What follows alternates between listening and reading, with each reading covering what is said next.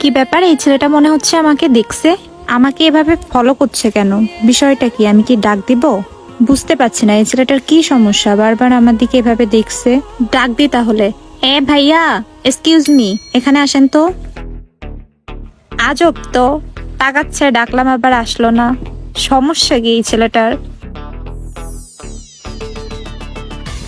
আজব তো, ডাকার পরেও আসে না। আরে যা হয় হোক, আমি আমার কাজ করি।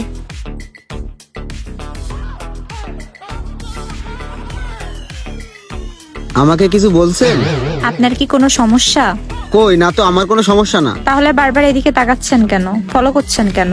না, এই পাশের আকাশটা না কেমন জানি অনেক সুন্দর লাগতেছে, এই জন্য আমি এই পাশটা দেখতেছি। আকাশ তো উপরে থাকে আর আপনি তো নিচের দিকে তাকাচ্ছেন।